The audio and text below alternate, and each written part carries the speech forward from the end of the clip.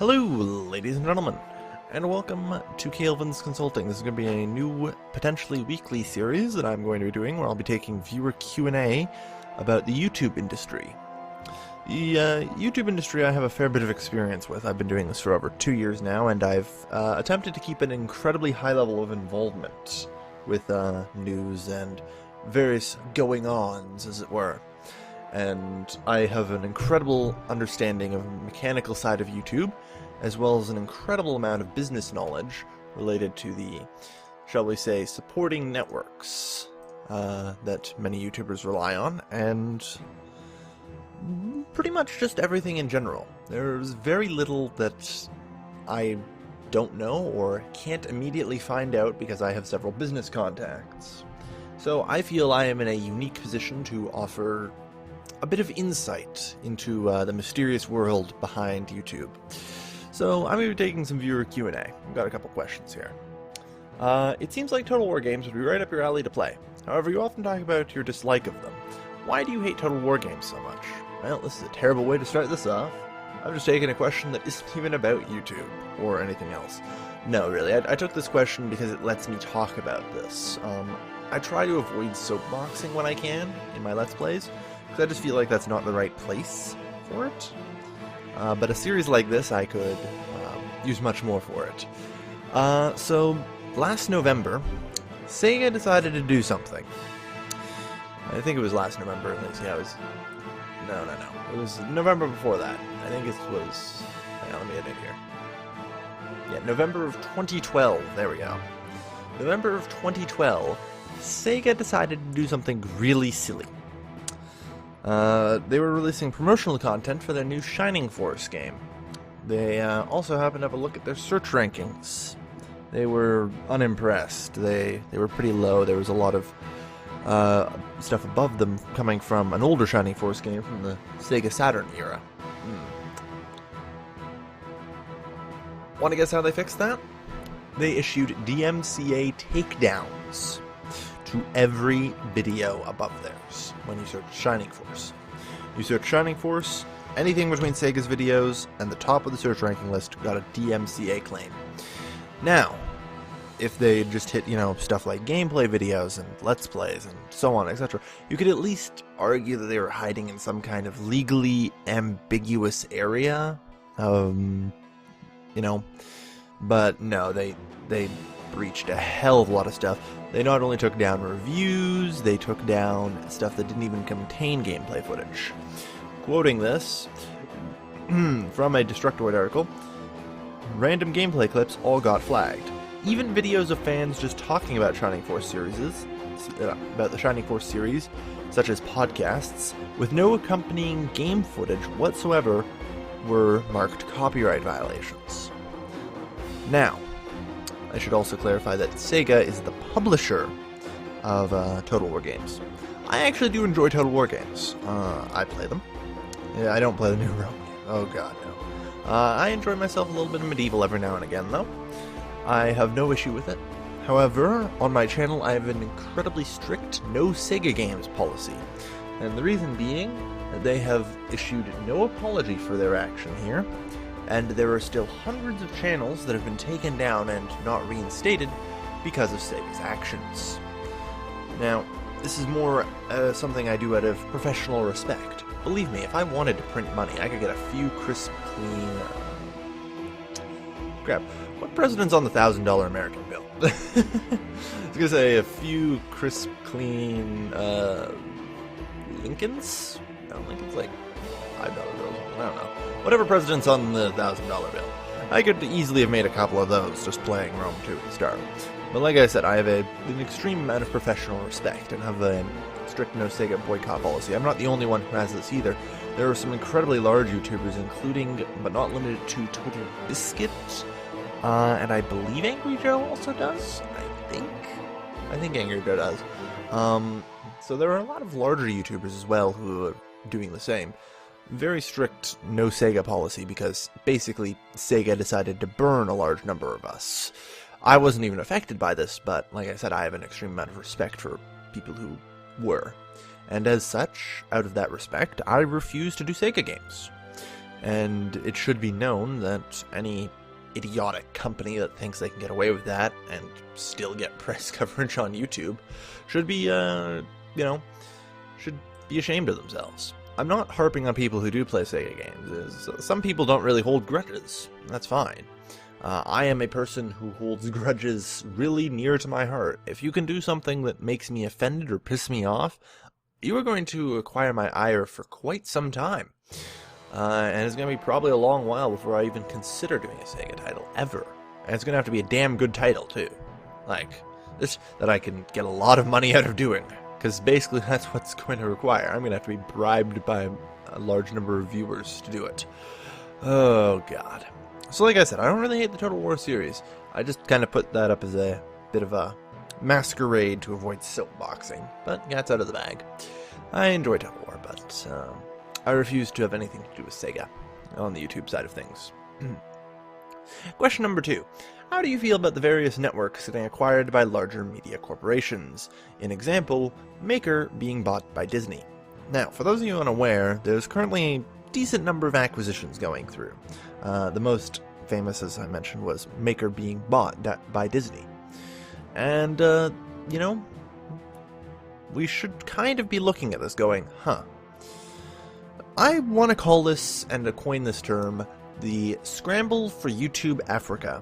This is, of course, referencing the late 1800s, in which the European great powers basically carved Africa up for themselves. And, it's probably a good thing, the way I look at it. It's really tricky to say. I mean, on one hand, you could have very good overlords and masters. But I suppose I should first start out as to why people are doing this.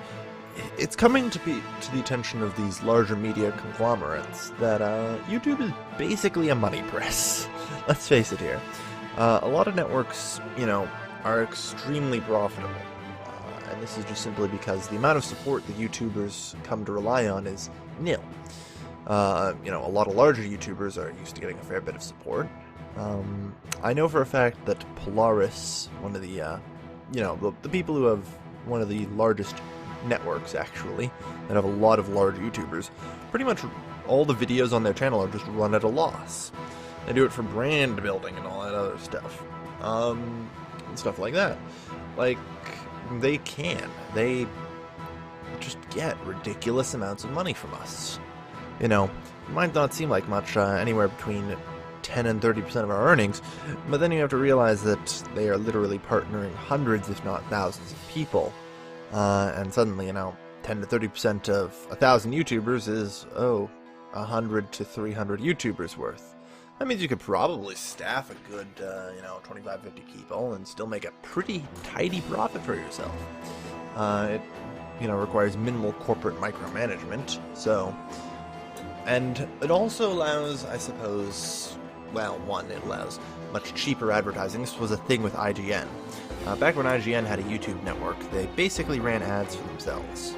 And at no cost whatsoever. I have no doubt this will likely continue to happen. I feel like that is just something that's inevitably going to happen. Without a doubt. But there are other things I'm interested to find out as to what could happen. I'm gonna hope that in the coming few little whiles, we'll be seeing improvement. Now, I should probably talk about my experience so far with some networks. I'm currently a part of Curse, and if I were to call this a YouTube Scramble for Africa, I'm basically part of the Ottoman Empire. I've already been ruled by Europeans. Curse controls a vastly large network of websites and even sponsors its own pro teams. So, to me, the idea of being owned by a larger media corporation is nothing new. Like, Curse Network is pretty big. Like I said, they have do they have 2 teams? I think they might. I think they have a StarCraft 2 team and a League of Legends team. I'm not 100% certain though, because I don't really follow that anymore. But, yeah, so it's nothing new to me to the idea of being owned by giant media conglomerates. It's definitely not as big as, say, Disney, but we'll be seeing. One of the reasons I really think that, companies are doing this, though, is they're trying to get a foot into the door. At this point, it's no longer possible to ignore YouTube as a new medium.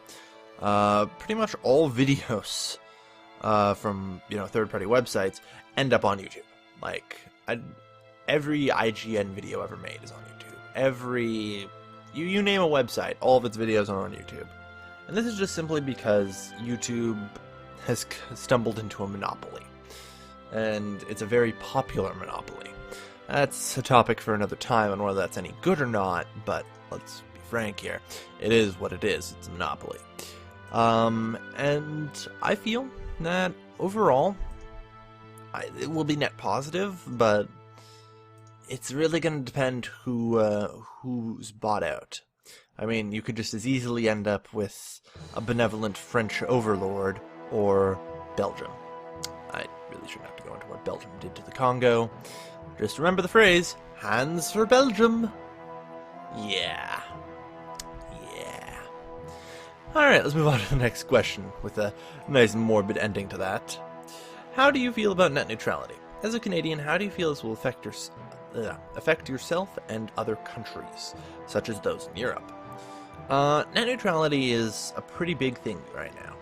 It's very important, and I advise anyone in the US to immediately call their congressman and raise the issue of net neutrality. And the reason I say this is, the internet we know and love today came about because of net neutrality. Since the invention or inception of the internet, I guess you could say, net neutrality has been there. It has been defending us. Now, people have talked about how, Netflix will get screwed over by Comcast, for example, who run competing services. That's really just only the I suppose you could say the skin-deep layer of things. You can go much deeper. Imagine companies paying ISPs, not to increase their own access, but to limit the access of competitors. So let's say Amazon decided to pay Comcast to limit the speeds to pretty much dial-up for any other online retailer. I'm not saying Amazon would do this. In fact, it's highly unlikely that they would. But you have to realize that could happen. The US government in themselves could, in fact, pay ISPs to limit access to certain things. Republicans and Democrats could pay ISPs to limit access to their opponents' websites. The hell of what could be unleashed by the lack of net neutrality should scare the shit out of everybody. These rules are here for a reason, and without them, it's very worrying. And this is a big problem for Canada as well, speaking as a Canadian, because a lot of our internet traffic is routed through the US. This is a bigger problem with NSA spying and all that, but again, a topic for another time. Because of a lot of our traffic being routed through the US, let's just go back to Netflix. Let's say I want to watch Netflix, and the traffic bounces through a Comcast stop. And, Comcast would then proceed to slow that down. Even though it's being directed right back out of their network and into, the Canadian ones. If it bounces through a Comcast stop, as the convolution of the internet, it goes all over the place, and will probably do that, then I'll be affected. This is, the closer you are to the US, the more affected you will be by the lack of net neutrality there. Similarly, trying to access any US website from foreign, that's a huge problem. Basically, what I think will actually happen is if net neutrality fails, websites will be moving the shit out of the US. Everyone will be fleeing to Europe, pretty much. Europe has recently taken steps to ensure net neutrality, as opposed to the US's current state of degrading it. Now, as I've talked about before, the harms of net neutrality, or rather the harms of a lack of net neutrality. We have to remember that, for once, the venture capitalists are on the same side as me. I despise people like that. I like the people who are, hardcore capitalists, want deregulating the government and all that stuff, libertarians and all that. And they're in support of net neutrality. if you can put me together in a room with, you know, crazy right-wing people like that, and we can come to an agreement on something, then, well, that is probably the right thing. That's something that most everybody can agree on. In fact, popular support is highly in favor of net neutrality. Like, it is just a significant amount of money being poured into by ISPs to remove net neutrality. It's not being done by public support. The public has come to, over time, understand what net neutrality is, thanks to some education, and started to really come to understand just how important it is to the future of the internet. The idea that, you know, that companies are going to have to pay to get access to certain things. I'm going to go on a little tangent here, basically explaining the nuances of net neutrality. For anyone not aware, when a company pays to access the internet, they pay to a certain service provider, you know, just like you do. You pay to whatever internet service provider you have, be it Comcast or Time Warner or what have you. Now, let's say that you wanted to send a picture. The other person is on a different network. Let's say you're on Comcast, they're on Time Warner. I don't really know any other American ISPs, I'm sorry. Well, here's net neutrality as it stands. You send the picture over at whatever speed you and your friend have allocated. Now, here's without net neutrality. You send the picture over. However, you must also pay Time Warner if, you know, you're on Comcast, so you're paying Comcast for access to the internet. But since you're sending information to someone with Time Warner, if you want anything higher than a DSL or basic dial-up or whatever, then you're gonna need to pay some extra money to Time Warner. Make it worth their while, you know? Which is stupid because they're already getting money from their customer to receive that data. So they're effectively double dipping. It's gross and disgusting, and it should not be allowed, ever. Under any circumstances. This kind of thing is predatory and completely bonkers. But now, I think we're going to be wrapping up the show here, so I'd like to thank everybody for listening. So, for anyone who wants to submit their own questions to the viewer Q&A here, you can do so at mailbox@kailvin.tv. That's mailbox@kailvin.tv. So, thank you everybody for watching. As always, this has been your lovely, lovely host, Kailvin, signing off.